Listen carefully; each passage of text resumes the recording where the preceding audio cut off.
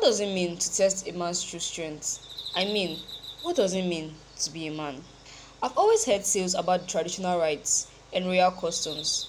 You know, the rites handed down from generation to generation. The sacred parts walked by our ancestors, the ceremonial dances, and the chants that echoed through the hills of our land. They were always spoken of with pride, with reverence. Growing up in the palace of Umuzo Kingdom, I'd watched them from a distance. The masked dancers, their carry-studded garments fluttering in the harmattan wind. The ancient elders, with their staffs carved from Iroko woods, walking as if they carried the burden of every soul that had been ever ruled. I was told I would one day understand what it meant to be chosen by the ancestors, but I never paid attention. To me, these were just stories, colorful, dramatic, harmless. I never really cared because they didn't affect me. Sometimes my brothers and I discussed it, our voice lined with curiosity. What was it like? These rites that were never allowed to see or speak of. The last I remembered was that of my friend from a neighboring village. His name was Ike. I could still remember the thick tension that night as they took him away, the elders surrounding him, and the chief priest leading the way. What I had seen in his face was horror and fear. The next time I saw him, he was completely different, like he had aged 10 years in 1 month. They said he was now a man. Is that what it took to be a man? I had wondered, but I had never given it much thought. For a truth, I hardly cared. But everything changed on the morning of my 18th birthday, the day I came of age to inherit my father's crown and begin the rites that would prepare me to rule. That was the day the air changed in Umuzo, the day the birds stopped singing in the palace courtyard, the day the sun rose, not in golden light, but in a murky copper haze that seemed to bleed into the sky. My father entered my chamber that morning without his usual entourage. He didn't bring the royal horn blowers or the drummers. He didn't offer congratulations or breakfast or prayer. Instead, he handed me a staff carved from bone, one I had never seen before, and said, with a voice so heavy it barely felt like his, "Tonight you begin the royal rites. Eat nothing, speak to no one. I'll find you where the spirits dwell."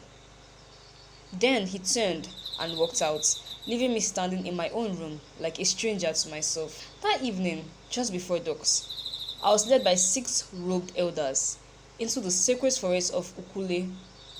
They said nothing to me as we passed through the dense underbush, only lit their torches and walked in a single file.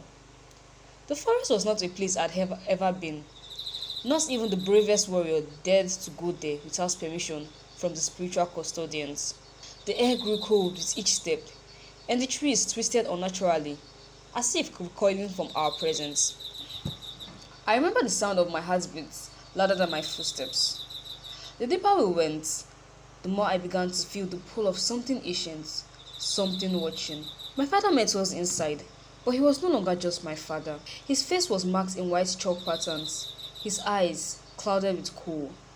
Around his neck hung the bones of old kings. He no longer called me son. He didn't speak at all. There, in a clearing shaped like a shallow bowl, I saw what looked like a fresh grave. The earth was still moist, the wooden board beside it stacked like the scaffold of a coffin. An elder gestured silently. This was my first rite, the rite of burial. I was to descend into the earth, alive, to die to the world of boys, and be reborn into the realms of kings. My tongue felt glued to the roof of my mouth. I wanted to scream. I wanted to run. But the moment I looked into my father's eyes and saw no trace of mercy, I knew I had no choice. I stepped into the pit. They covered me not with wood, but with woven palm fronds, sealing the air slowly, letting it disappear in thin strands. I could hear them murmuring outside, chants in a language I didn't understand. Then came the soil, the cold, damp weight of it pressing down until it was all blackness. I can't explain what happened to me in that grave. On the first night, I heard nothing but my own breath and the beating of my heart. By the second, I heard footsteps, soft ones scraping above me, Whispers floated down through the frauds, voices that called my name and the voice of my late mother. Emeka, Emeka, Emeka. And the third night, the walls began to breathe. I felt things crawling across my body, tiny things with so many legs, and no shape I could name. The fourth morning came, and I had stopped praying. When they finally pulled me out from the earth, I didn't speak. My nails were bloody, my lips cracked, but I was still alive. They said I had been reborn, but something had already died inside me. I had no time to rest. That evening, they led me to the inner sanctum of the palace shrine. It was a place the living rarely entered, and those who did were never the same. The air in the room felt thick, humid with the smell of blood, old incense, and rotten herbs. In the center stood a long table covered in food, dark stews, dried meat, steaming calabashes. My stomach turned as I approached. Surrounding the room were shelves lined with skulls, some bleached white, others still stained with age. They belonged to the rulers of the old, my ancestors. One of the elders gestured for me to sit. This was the feast of the dead. You must dine with those who ruled before you, he said, finally breaking the silence. Eat what they give you. Do not speak. Do not stop. They gave me a bowl of blackened soup. It smelt of burnt iron and wet soil. I dipped my fingers in it and felt something long. I put it apart and I saw, too late, a human finger floating inside. My stomach recoiled, but the elder slammed his staff on the floor. I obeyed. I ate. Bite after nauseating bites. I gagged. I cried. I tried to vomit, but they made me swallow it down again. And then, when I couldn't eat no more, they blew ash into my eyes. I saw them, all of them, dozens of ghostly figures sitting beside me at the table, kings and queens with hollow eyes, blood dripping from their mouths, silently chewing flesh that wasn't there. One of them leaned close, his voice like broken glass, whispering, "Rule well, or your name shall be devoured." I passed out.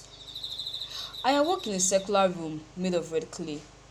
It had no door, no windows, only a hole in the ceiling where a thin beam of moonlight flittered through. My hands were bound with rope, and there was nothing inside the room except for a bowl of water that was always half full, no matter how much I drank. This was the cycle of madness. They said a true king must descend into madness to return with clarity. I spent 7 days inside that circle. On the first day, I cried for help. On the second, I began to see shadows dancing on the walls, though no one had entered. On the third, they began to speak to me. My childhood friends, long dead, mocked me from a corner, his head bent backward. On the fourth, I saw myself, naked and burning, standing under the moon, laughing as my skin peeled away. On the fifth, the laughter turned into screaming. On the sixth, I carved my name into my thigh with a rock to remind myself who I was. On the seventh, the door appeared. My father stood outside, watching. "You have seen the mind of a king," he said, and survived. But had I? What came next was worse. They took me to the cave of Owambo, the mythical beast that protects Umuzo. To face the beast meant earning its respect or die trying. No touches were allowed, no guards, only a dagger and white feather. The cave swallowed me. It reeked of damp fur and rotten meat. I stepped over bones. Some had claw marks. Some were cracked open, as if something had feasted on their marrow. Then I heard it, a growl. low and guttural, echoing off the walls. The thing that pounced on me was neither leopard nor man. It was both and neither. Its fur dripped black blood. Its eyes were blazing embers. Its claw tore through my side, and its teeth sank into my arm. I stabbed blindly, screaming, until I hit something soft.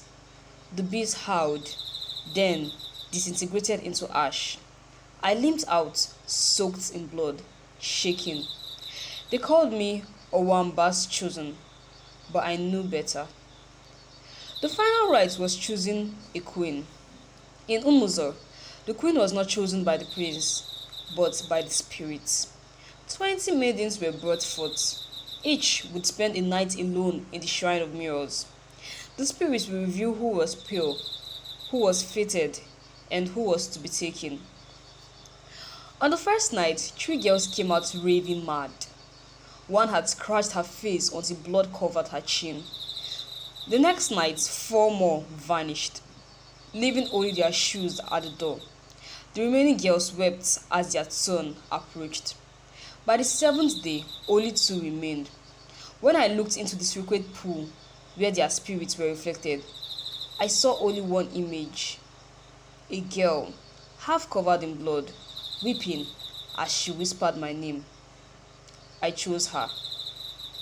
Her name was Ijeoma.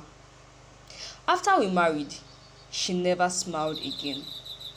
Sometimes I found her staring at herself in the mirror, mumbling in a language I had never heard. One night, I awoke to find her sitting upright, her eyes rolled back, whispering, "They are still inside me. They never left." She died giving birth to our son. Her eyes were wide open, mouth frozen in a screen. They called it childbirth complications, but I knew better. They crowned me in the secret chamber beneath the palace, sitting bare-skinned on a throne made from the skulls of kings. As I sat, they began to whisper, every king before me. Their memories poured into my body. I saw wars, murders, betrayals. I saw fathers killing sons. I saw mothers offering daughters to fire. When I opened my eyes, I no longer knew who I was. Years passed, I ruled, but I was not whole. And when my first son turned 18, they began preparing the rites again. I refused. I burned the shrine. I shattered the mirror. I buried the staff of bone and sealed the cave with earth. I told them, my child will never walk through the blood to sit on a throne. I entered the rites, or so I believed. Now, in the quiet of the night, I hear drummings again. It comes from beneath the palace, the old rhythms, the ones only the dead remember. And sometimes, when I pass by the mirror in the royal hall, I do not see my reflection. I see the boy in the pit, covered in blood, still buried, still waiting. Thanks for listening to our story. If you like our story, please do well to like, comment, and subscribe. Stay tuned for more stories like this from us.